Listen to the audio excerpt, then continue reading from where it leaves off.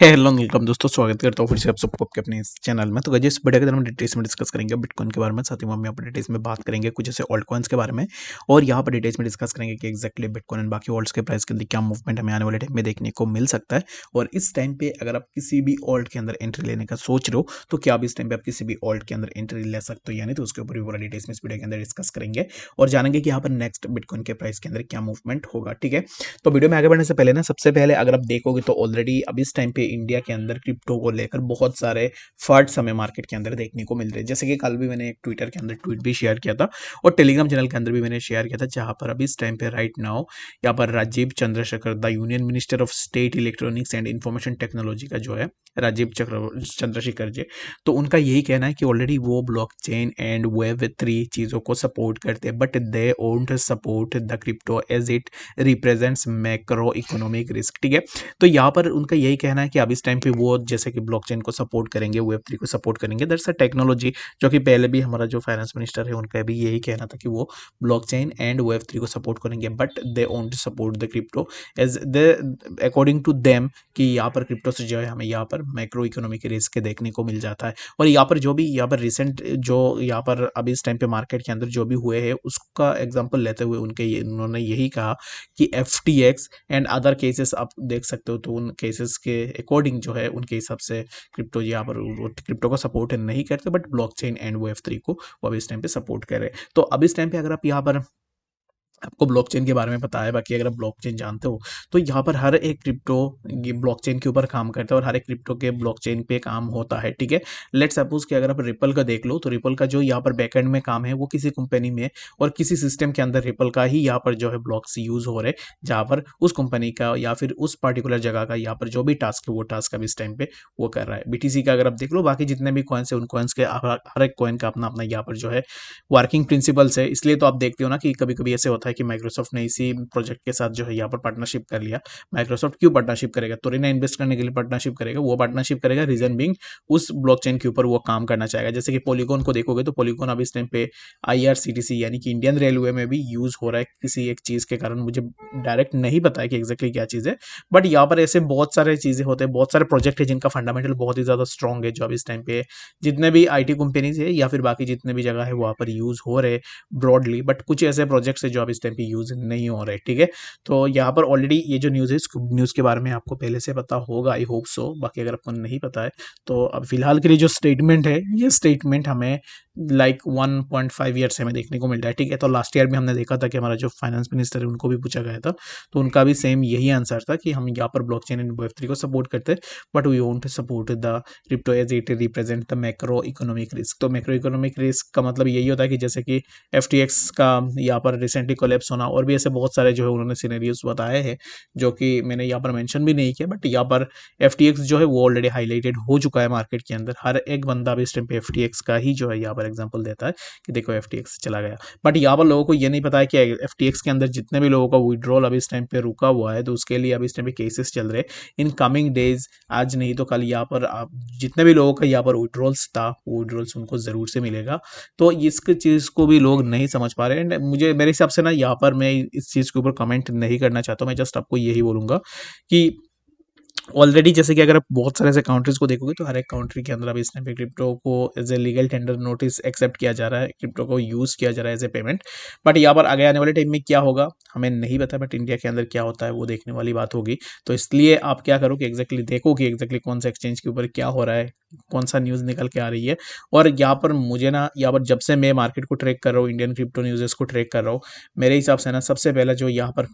From the starting में एक ही चीज़ को देख रहा हूँ, मैक्रो इकोनॉमिक रिस्क, और उसके अलावा यहाँ पर और कोई भी रीज़न वो नहीं दे रहे। एंड द सेकंड रीज़न वो यही देते हैं कि एग्जैक्टली मनी लॉन्ड्रिंग का केसेस। तो ये जो दो रीज़न है, वो रीज़न दो प्रोमिनेंट रीजंस है जो हम हमेशा देखते हैं कि एग्जैक्टली वही रीजंस होते हैं। बाकी और भी ऐसे कोई रीजंस मुझे देखने को नहीं मिला है हमारे हायर अथॉरिटीज़ की तरफ से कि एग्जैक्टली वो क्यों क्रिप्टो को यहाँ पर इंडिया के अंदर बैन करना चाहते हैं या फिर क्यों क्रिप्टो को सपोर्ट नहीं करना चाहते। ठीक है, तो उनके पास दो ही क्वेश्चन होते हैं, मैक्रो इकोनॉमिक रिस्क एंड यहाँ पर जो है हमें मनी लॉन्ड्रिंग का भी यहाँ पर एक इशू उन्होंने पहले ही जाहिर की थी। तो अब इस टाइम पे ये 2 इश्यूज़ मुझे देखने को मिलता है उनकी तरफ से, बाकी और कोई भी इश्यूज़ उनकी तरफ से अभी तक हमें देखने को नहीं मिला है। बाकी जो भी हो,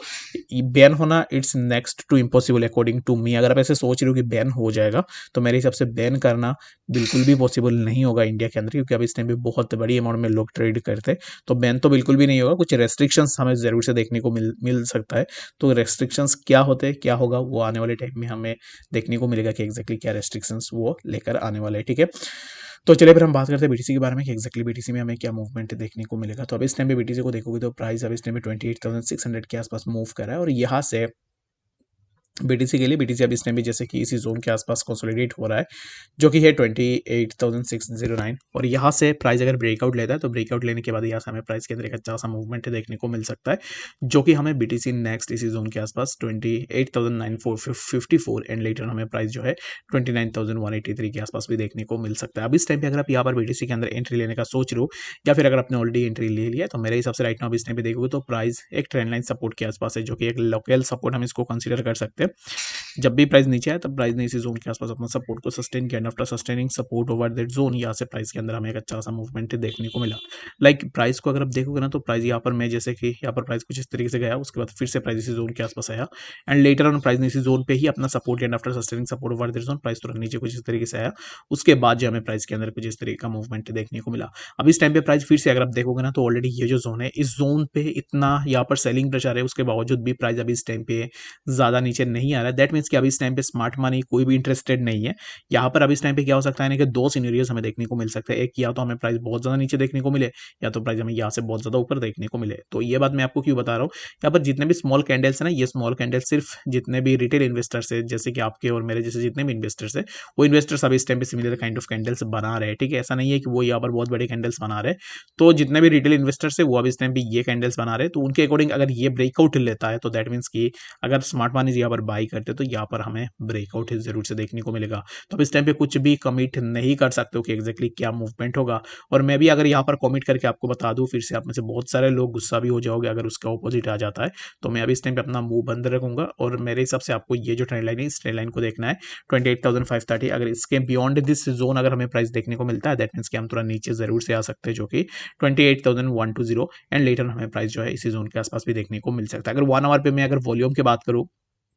तो वॉल्यूम हमें डिक्रीज होता हुआ दिख रहा है। तो अब इस टाइम पे ये जो कैंडल है, इस कैंडल के अंदर हमें जो है वॉल्यूम के अंदर इंक्रीमेंट अगर देखने को नहीं मिलता है, दैट मीन्स कि हमें यहाँ पर वॉल्यूम से भी पता लग जाएगा कि एग्जैक्टली यहाँ पर फेक मैनिपुलेशन हो रहा है, और मार्केट बहुत जल्द नीचे भी आ सकता है। ठीक है, तो यहाँ पर मैंने ट्रेंड लाइन भी लगा दिया है, तो इससे एग्जैक्टली अगर आप देखोगे तो वॉल्यूम के अंदर हमें उतना इंक्रीमेंट देखने को नहीं मिल रहा है, एंड ग्रेजुअली वॉल्यूम हमें जो है नीचे आता हुआ दिख रहा है। होप सो कि आपको ये बात समझ में आ गई होगी। तो चलिए फिर हम बात करते हैं सबसे पहला जो हमारा ऑल्ट कॉइन है उसके बारे में। तो IOTX ये जो कॉइन है, इस कॉइन को अगर आप देखोगे, ऑलरेडी यहाँ पर IOTX के अंदर हमें एक अच्छा सा मूवमेंट देखने को मिला था, और IOTX को मैंने इसलिए लिया है क्योंकि ये जो कॉइन है ना, ये जब भी मूव होता है तब हमें इसके अंदर एक अच्छा सा मूवमेंट देखने को मिलता है। लाइक यहाँ पर अगर आप देखोगे, तो अब इस टाइम पे कुछ टाइम पहले यहाँ से मूव किया था, तो ये जो मूवमेंट था, इस मूवमेंट में 10% के आसपास मूवमेंट लिया, इसी जोन के आसपास जब भी देखोगे तो सिमिलर काइंड ऑफ मूवमेंट हमें देखने को मिला। तो अब इस टाइम पे IOTX एक अपना यहाँ पर मेजर रेजिस्टेंस के आसपास अप्रोच करने जा रहा है, जो कि है 0.02697 के आसपास। अगर आप अब इस टाइम पे IOTX के अंदर एंट्री लेने का सोच रहे हो, तो आई थिंक सो कि IOTX can be long now in current price, but यहाँ पर मैं किसी को रिकमेंड नहीं करूंगा कि एग्जैक्टली आप एंट्री लो। ये मेरा यहाँ पर ओपिनियन है, it might be different in your opinion, तो इसलिए आपको अपने एंड से भी जरूर से देखना है। तो मेरे हिसाब से ना, ये जो जोन है, इसी जोन के आसपास IOTX should have to sustain over that zone, जो कि है 25,556। ठीक है, तो 2556 यहाँ पर अगर हम यहाँ पर सपोर्ट सस्टेन होने के चांसेस बहुत ज़्यादा है, प्रोबेबिलिटी बहुत ज़्यादा है कि प्राइस यहाँ पर सपोर्ट सस्टेन करे। बट यहाँ पर इन वर्स्ट केस सिनेरियो अगर यहाँ पर सस्टेन नहीं हो पाता है, तो हम इसी जोन के आसपास भी आ सकते हैं, जो कि 2450 के आसपास हम जरूर से आ सकते हैं। ठीक है,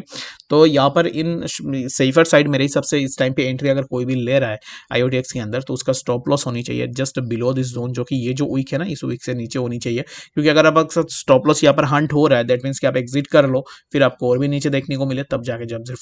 फिर से एंट्री लेके एक अच्छा सा प्रॉफिट भी यहाँ से जनरेट कर सकते हो। तो इसलिए आपको फॉर नाउ मेरे हिसाब से अब इस टाइम पे जो है हमें IOTX के प्राइस के अंदर थोड़ा मूवमेंट जरूर से देखने को मिल सकता है। होप सो कि आपको यहाँ पर बात डिटेल्स में समझ में आ गई होगी। बाकी कोई भी कंफ्यूजन है, कमेंट सेक्शन के अंदर भी मुझे जरूर से बता सकते हो। नेक्स्ट वीडियो के अंदर कौन से ऐसे कॉइन है जिसके ऊपर आपको डिटेल्स में जानना है, अब मुझे कमेंट सेक्शन के अंदर जरूर से बता दो, ताकि मैं नेक्स्ट वीडियो के अंदर आप लोगों के लिए उस कॉइन के ऊपर वीडियो भी बना पाऊँ। ठीक है, मिलते हैं नेक्स्ट अपडेट्स के साथ, तब तक के लिए गुड बाय।